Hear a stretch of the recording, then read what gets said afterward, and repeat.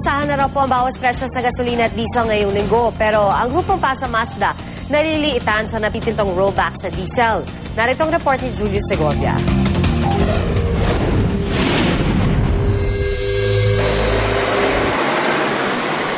Matapos ang oil price hike noong isang linggo, rollback naman sa petrolyo ang aasahan ng mga motorista ngayon. Sa kwenta ng sources sa oil industry, higit piso ang posibleng bawas presyo sa gasolina. Aabot naman sa 25 sentimos ang maaring ibaba sa litro ng diesel. Kaya ang mga motorista natuwa. Malaking bagay.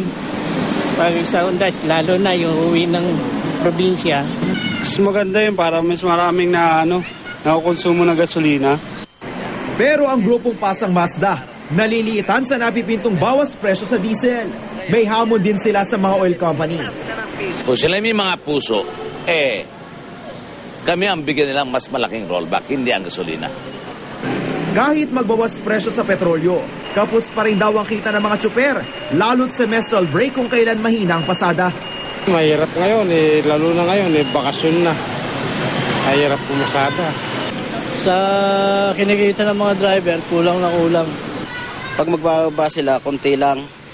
Magbababa ngayon, tapos mga isang linggo lang, parang bawi pa yung binaba nila. Sa ngayon, higit 43 pesos pa rin ang litro ng diesel. Mababa ng 2 piso sa 45 peso level na benchmark ng transport groups para sa isinusulong na taas pasahe. Gayunman, handa raw ang Pasang Mazda ng depensa sa LTFRB ang hirit nila ng grupong akto na 2 peso jeepney fare hike. Mula 8, pinepetisyon nilang maging 10 piso ang pasahe sa jeep. Hanggang winter time at marami ang magiging purchase ng mga manlaking bansa sa parting Amerika at parting Europa. Kanya, there is still a tendency to masto by November. Sa Webes, ipagpapatuloy ng LTFRB ang pagdinig sa petisyong dagdag pasahe. Habang dinidinig, nais ng mga jeepney driver na ipagkaloob sa kanila ang 50 centavos provisional fare increase. Para sa unang balita, Julius Segovia reporting.